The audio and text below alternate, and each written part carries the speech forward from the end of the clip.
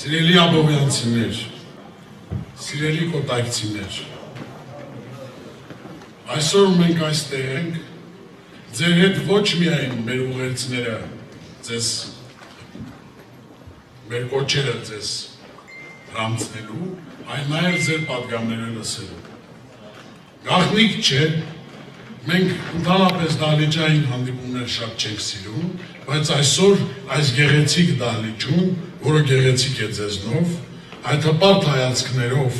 որ նայում եք բոլորդ, եւ այդ տրամադրությամբ, այդ վճռականությամբ, նույնիսկ իմ մոտ մի պահ առաջանում է, որ մեր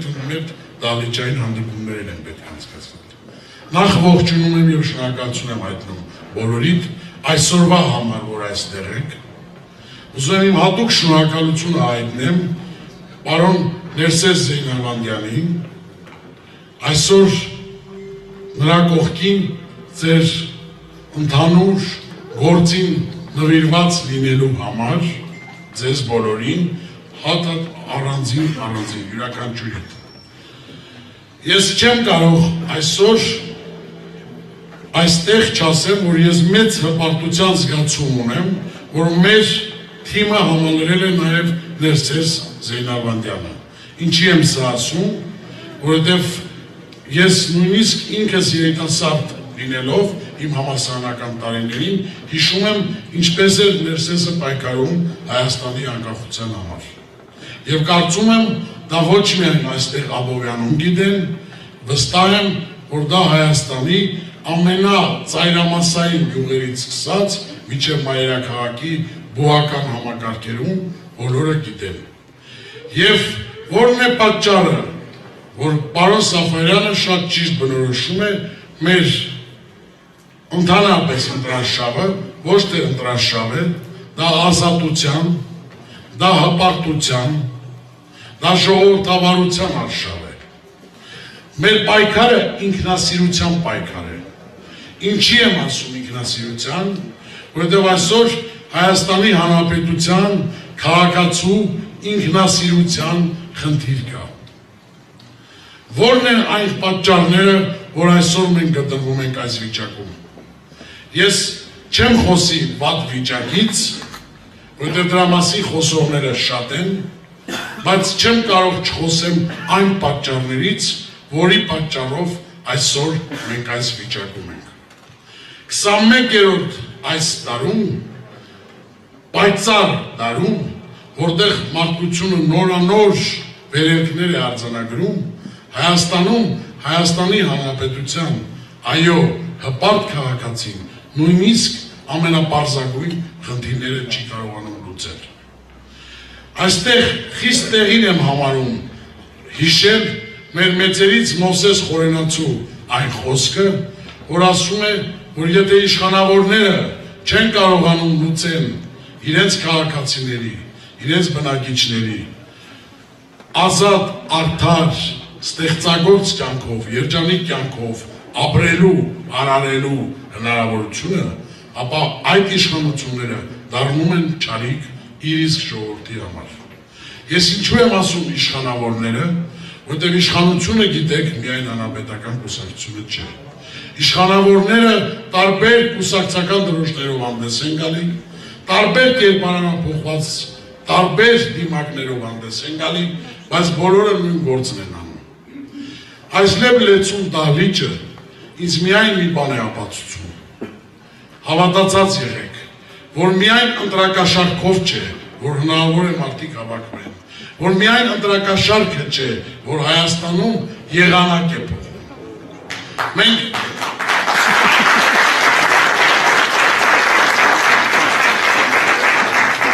ապացուցելու ենք, ես վստահ եմ դրանում,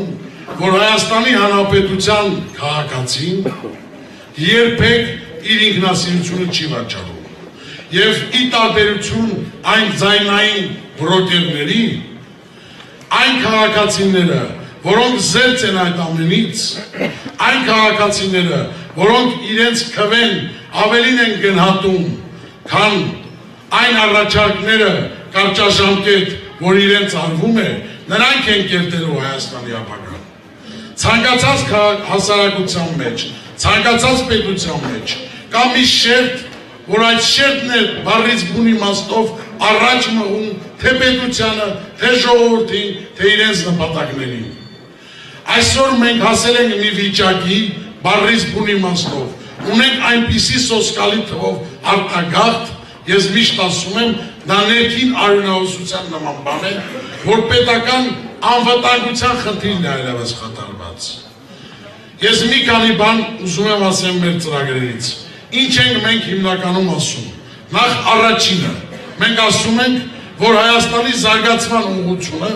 հիմնովին մենք փոխելու ենք։ Այդ 9 քաղաքական ուժերից միայն մեր թիմն է, միայն ազատ դեմոկրատներն են, որ բառացիորեն նոր քաղաքական օրակարգ են առաջարկում մեր պետության համար։ Մենք ասում ենք, որ հյուսիսից քամիք չի գալիս, որ մինչև հիմա բռնելով, բառից բուն իմաստով հյուսիսի ճանապարհը, անդամակցելով Եվրասիական տնտեսական միությանը, մեզ հավաստիացնում էին, որ Հայաստանում առնվազն գոնե անվտանգության բաղադրիչը կավելանա։ Մենք բոլորս տեսանք ինչ եղավ քարոզարշավի պատերազմի ժամանակ։ Մենք բոլորս ականատեսը եղանք, նույնիսկ քարոզարշավի պատերազմի ժամանակ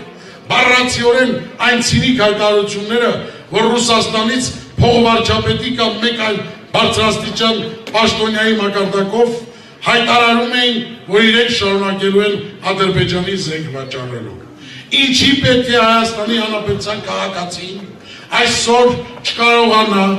ազատ տեղաշարժվի քաղաքակիրթ աշխարհում։ Մենք ասում ենք ու կարող ենք դա անել եւ կանենք նույնիսկ փոքրաթիվ պատգամավորներով, որ Հայաստանի Հանրապետության քաղաքացին դեպի Եվրոպա, դեպի քաղաքակիրթ աշխարհ վիզայի կարիք չունենա, բառից բուն իմաստով։ Մենք ասում ենք, որ այն դինամիկ ծրագիրը, որը տնտեսական ծրագիրը, որը ներկայացրել է եւ հեղինակել է Հրանտ Բագրատյանը, Հայաստանում աղքատությունը 2 անգամ կկրճատի, որ Հայաստանում ստեղծվի 140,000 աշխատատեղ։ Եվ դրան միայն թվեր չեն, դրանց տեղը մենք ցույց ենք տալիս, որ Հայաստանում նվազագույն աշխատավարձը կլինի 111,000 դրամ, նվազագույն կենսաթոշակը 73,000 դրամ։ Մենք ամեն տեղ, արդեն կարծես թե հասարակության մեջ այդ ընկալումը կա, խոսում ենք ստվերի վերացումից։ Ինչ է ստվերը։ Նույնիսկ մեր ուսանող տնտեսագետ շատ լավ երիտասարդներից ինձ անդադ ասում են եւ օրդորում, որ պետք է բացատրել, թե ինչպես է ստվերը գոյանում, որտեղ միշտ չի որ պատերացնում է։ Այսօրվա գործող իշխանությունները իդեմս կառավարության ընդունում են, որ Հայաստանում առնվազն 34% ստվեր կա։ Ինչ է դա նշանակում։ Դա նշանակում է, որ բյուջեի առնվազն 34%-ից ավել չի հարկվում։ Դա ավելին է, քան 800 միլիոն ամերիկյան դոլարը։ Տարբեր հաշվարկներով դա անցնում է 1 միլիարդից։ Ինչ է նշանակում պատերազմող երկրի համար 800 միլիոնից ավել գումար բառից բուն իմաստով չհարկվի։ Դա պետական մակարդակով գողոն է։ Եթե այլ երկրներում ստվերը առաջացնում են հազարավոր մարդիկ, Հայաստանում ստվերը ապահովում են մատների վրա հաշված մարդիկ։ Դա խոշոր ներկրողներն են, դա խոշոր արտահանողներն են հիմնականում։ Եվ ինչ ենք ստանում դրա դիմաց։ Մենք չենք կարողանում վճարենք արժանապատիվ վճարենք աշխատավարձ ուսուցչին, բժշկին, ինչի եմ խոսում ուսուցիչներից։ Վայ այն ազգին, վայ այն պետությանը, ով չունի կրթություն,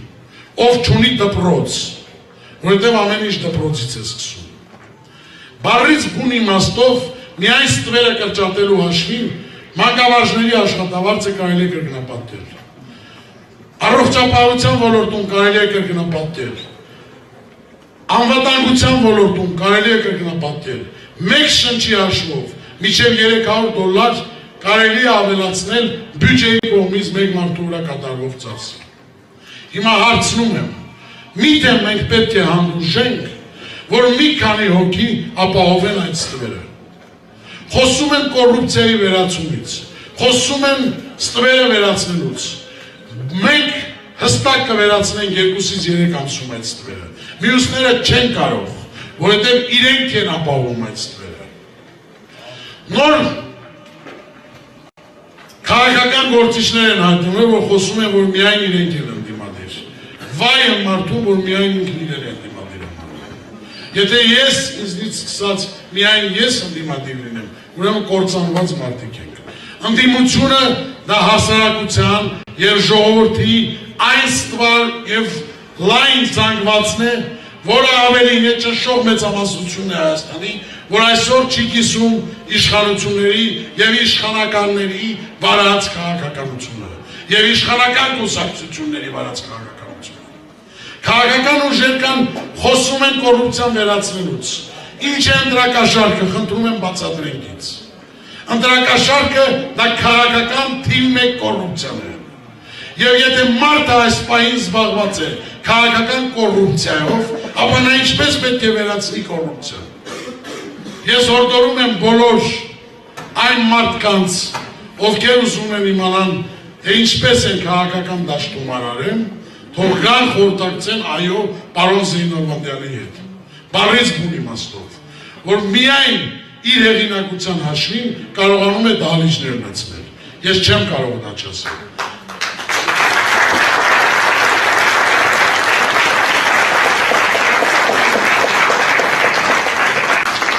Մենք իհարկե Կոտայքի մարզում արժանա,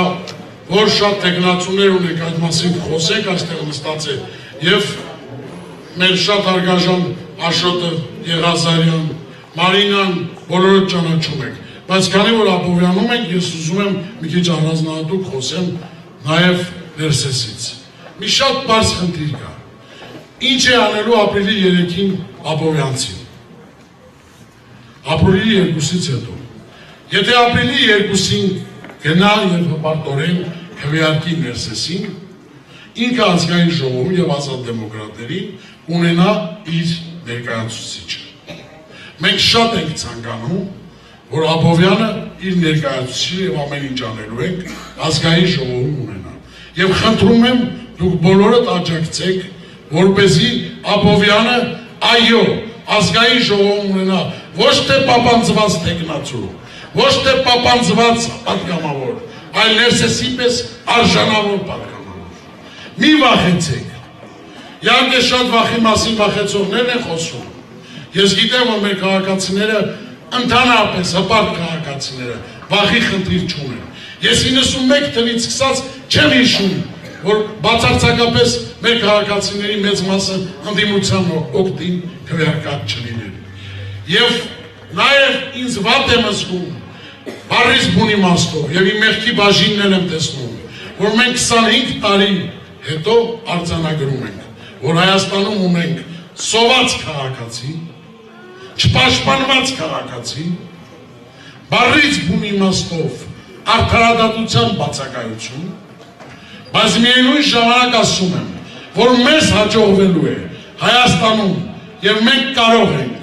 հաստատել արդարադատություն, հաստատել բառից բուն իմաստով օրենքի իշխանություն և մենք կարողանելու ենք հասնենք նրան, որ Հայաստանում չլինի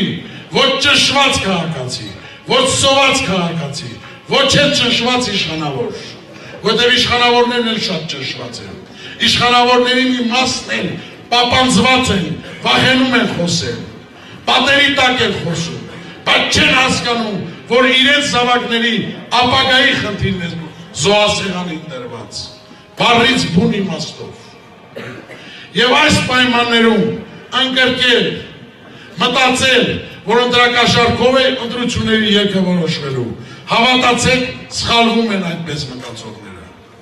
Վստահեցնում ենք ձեզ, որ մենք ձեր հետ միասին Հայաստանի զարգացման ուղղությունը բառացիորեն փոխելու ենք և Հայաստանը դարձնելու ենք բառից բուն իմաստով երջանիկ և ստեղծագործ ապրելու երկիր, այլ ոչ թե պարտադրված ապրելու երկիր։ Շնորհակալ եմ բոլորին։